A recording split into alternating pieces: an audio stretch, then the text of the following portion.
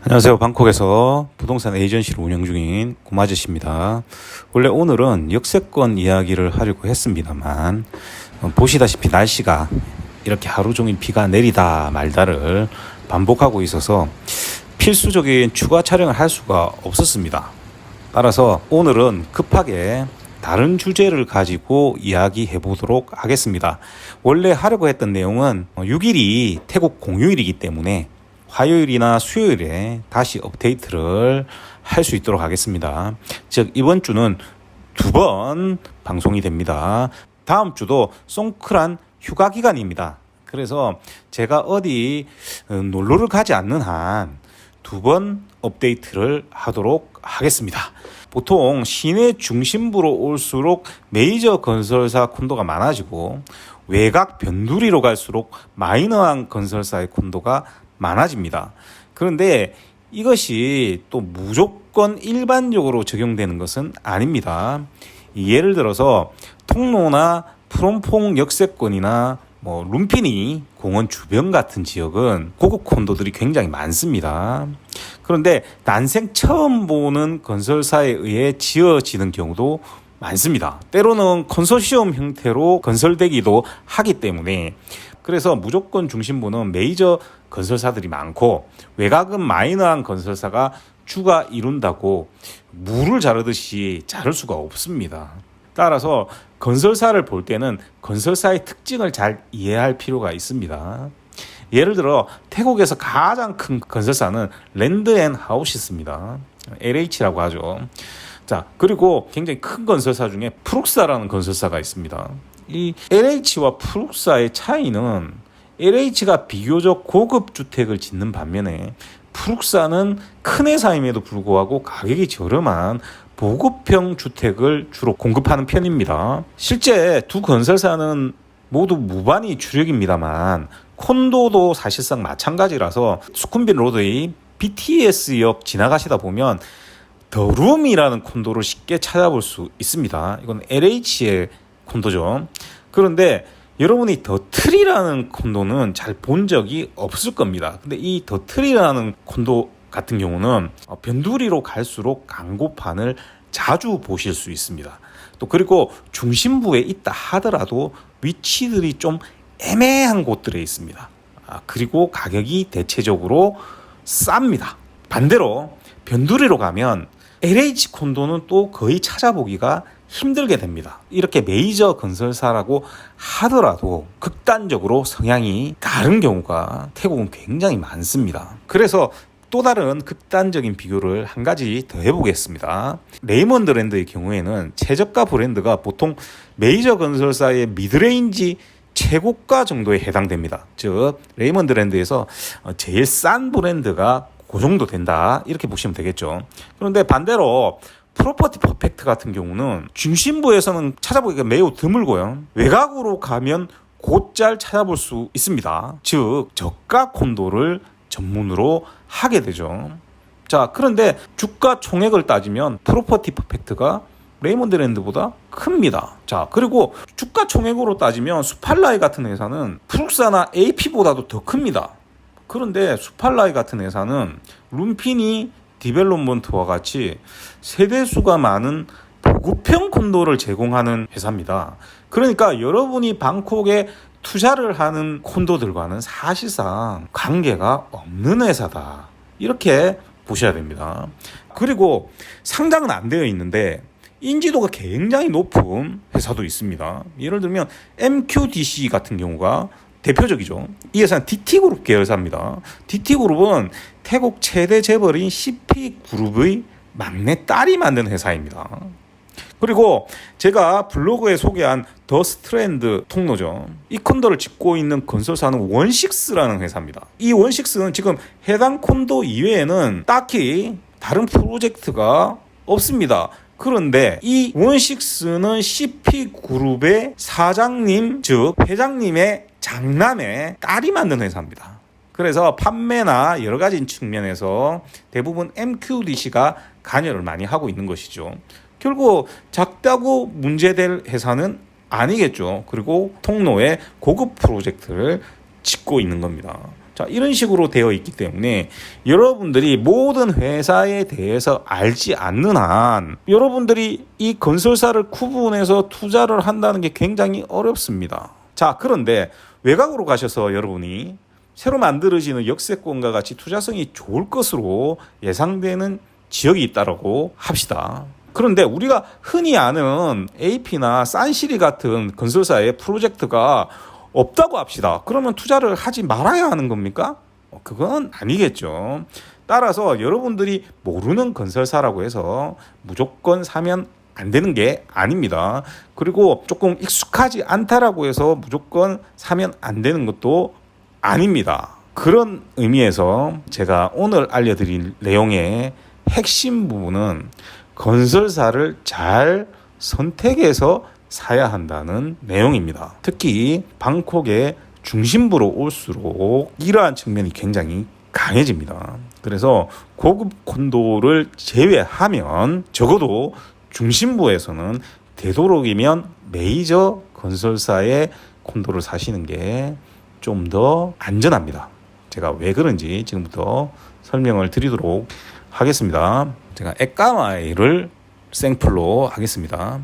우리가 2018년 초부터 지금까지 분양된 콘도가 어디인지를 한번 살펴봅시다.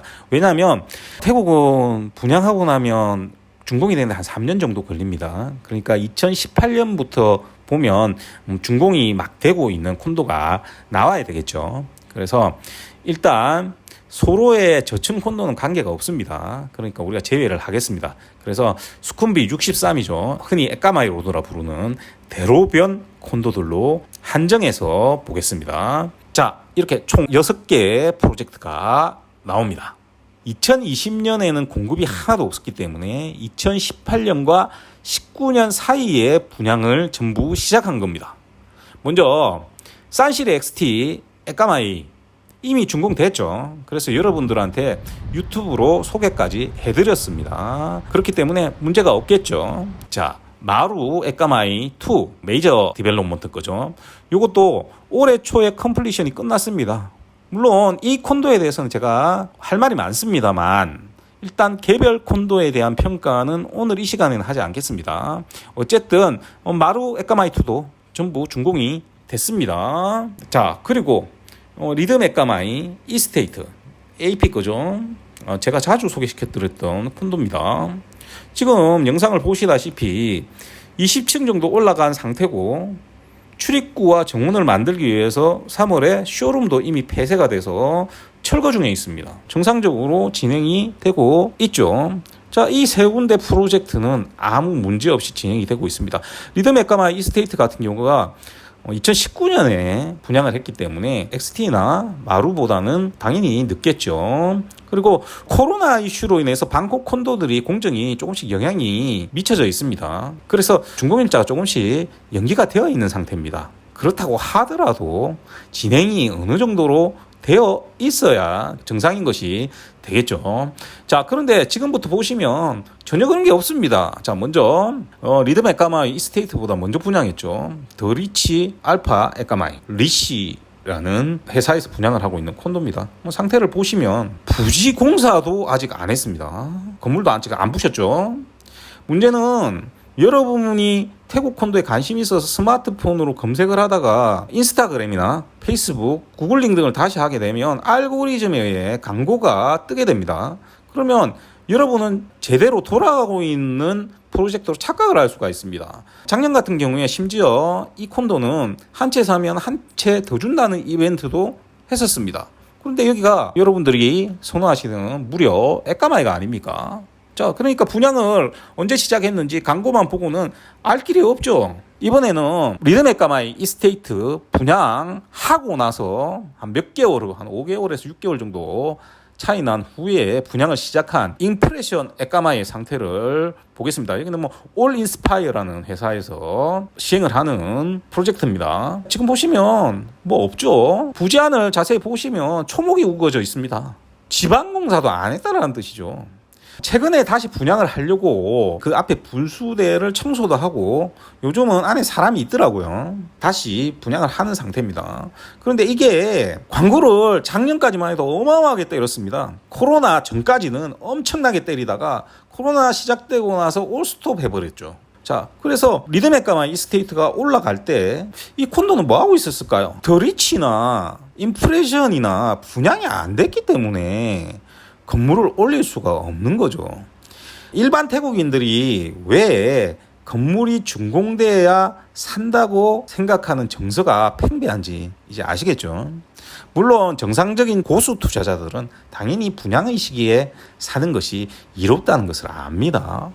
그래서 태국 쇼룸 자체가 모델하우스에 들어가면요, 모든 유닛 타입이 만들어져 있지 않다라고 했지 않습니까? 그래서 거기에 있는 타입이 분양할 때 가장 잘 나갈 만한 타입들로 만들어 놓습니다. 2개, 3개 만들어 놓고요. 심하게 리드메가마이 이스테이트 같은 경우는 하나만 딱 만들어 놓고 땡이었죠, 사실. 그래서 투자로 오시면 도면 보고 얘기해서 투자하는 경우가 많았습니다. 사실 저는 여기 오시는 거 크게 추천하지는 않습니다. 자, 본론으로 들어가서 다시 이제 마지막으로 문제의 프로젝트, 정말 제가 극혐하는 세나 디벨롭먼트의 니치 프라이드 에까마이, 지금 상태를 보시면 지방공사를 시작을 이제 다시 했습니다. 여기 지방공사를 하다가 멈췄다가 지방공사를 다시 시작했다라고 보시면 됩니다. 여러분이 이 콘도의 웹사이트에 가보시면요, 정보가 하나도 없습니다. 그냥 커밍 순이라고 나와 있죠. 근데 커밍 순 웃기는 소리죠.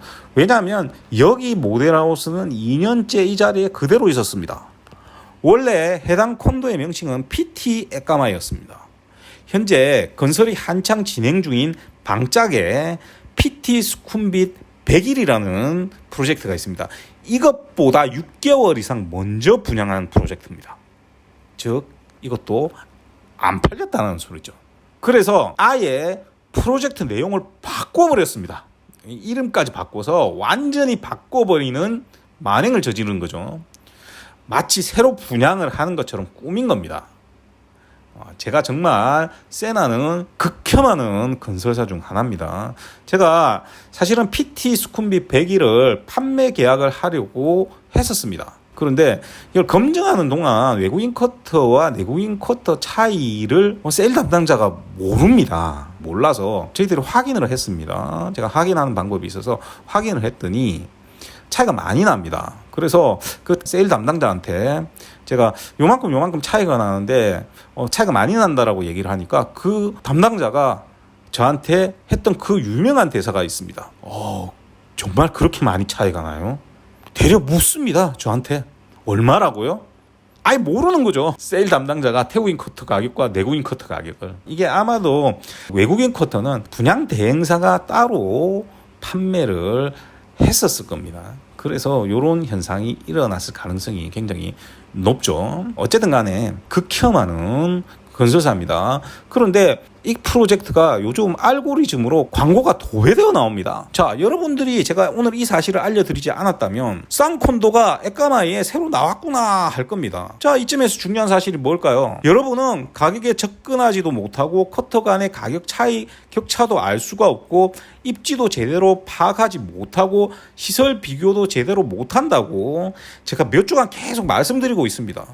보시다시피 그것뿐이 아닙니다. 다음 시간에도 마찬가지지만 여러분들이 알 수 있는 게 별로 없습니다. 여기 에까마이는 그나마 이렇게 표가 나버리는 동네입니다. 그런데 대부분의 지역은 이렇게 표가 또 딱히 안 날 수도 있습니다. 그런데 여러분이 좀 더 저렴한 지역으로 가서 투자를 하는 상황이 되면 여러분이 잘 아는 AP나 산시리 같은 회사들이 없을 수도 있습니다. 그리고 태국콘도는 앞에 말씀드렸듯이 보통이 분양 후 3년 후 준공입니다. 그러니 잘못 사서 건설기가 늘어나서 5년 이상 걸려버리면 완전 낭패가 되겠죠. 오늘 당장 에까마이를 지금 제가 알려드리지 않았다면 여러분들은 알고리즘에 의해서 광고를 접하게 되며 지금 분양을 한참 하고 있는 것으로 착각을 하게 되고 이 건설사의 이력이나 이 건설사가 어떤 퀄리티 콘도를 짓는지 이 건설사의 특징은 뭔지 이 건설사가 보통 어느 정도 레벨의 콘도를 주력으로 하는지 여러분들이 다 알고 있습니까? 모르지 않습니까? 여러분들이 태국본도에 관심이 많아서 구글링으로 공부 좀 한다고 서핑 좀 하다가 며칠 후 인스타그램에 들어가서 이런 광고를 접했다라고 합시다. 우와, 싸구나. 곰아저씨가 여기 비싸다 했는데 이 싸잖아. 이 곰아저씨 나쁜 놈이 비싼 거 팔아먹으려고 그러는 거 아니야? 이러면서 홈페이지 들어가서 그거 하지 말라는 레지스트리에 정보 준다고 하니까 등록 서슴지 않고 합니다. 그리고 콘도가 어디에 붙어 있는지 어떤 이력을 가진 콘도인지 중요하지도 않습니다. 본인이 자금으로는 이 지역 제가 안 된다고 하니까 그 믿지도 않아요. 그저 통로, 아속, 프롬폰 같은 타이틀에만 집착을 할 뿐인 거죠. 결국 이렇게 하다가 제가 하지 말라고 하는 일들을 스스로 벌리는 겁니다. 물어보겠습니다. 문제가 있다고 제가 말씀드렸던 이 세 군데의 프로젝트, 한국 분들 중에 지금 3년 동안 정말 사신 분이 한 명도 없을까요? 저한테 전화 와서 콕 집어서 이 콘도 어떻습니까? 하고 물어본 사람도 꽤 되는데 한 명도 없을까요? 다시 말씀드립니다. 공부하지 마십시오. 시간 낭비입니다. 시장 조사하지 마세요. 돈 낭비입니다. 오히려 여러분들을 더 혼란하게 만들 수 있습니다. 곰아저씨는 한국 사람이니까 의지하기 싫다. 그러시면 제 유튜브 보시지 마시고요. 영어학원을 다니세요. 유튜브로 공부하시지 마시고 영어학원 다니세요. 아니면 태국어 학원을 다녀서 태국어를 공부하시던가요. 그래서 좋은 태국인 에이전트를 찾읍시다. 그 편이 여러분들이 실패 안 하는 가장 현명한 방법입니다. 오늘 다시 한 번 더 강조를 드립니다. 여러분들이 하실 일은 에이전트를 찾는 거지 콘도를 찾는 게 아닙니다. 자, 다음 시간에 연결해서 또 왜 여러분들이 에이전트를 찾아야 되는지 또 한번 다른 내용으로 여러분께 찾아뵙도록 하겠습니다. 이상 방콕에서 곰아저씨였습니다. 들어주셔서 대단히 감사합니다.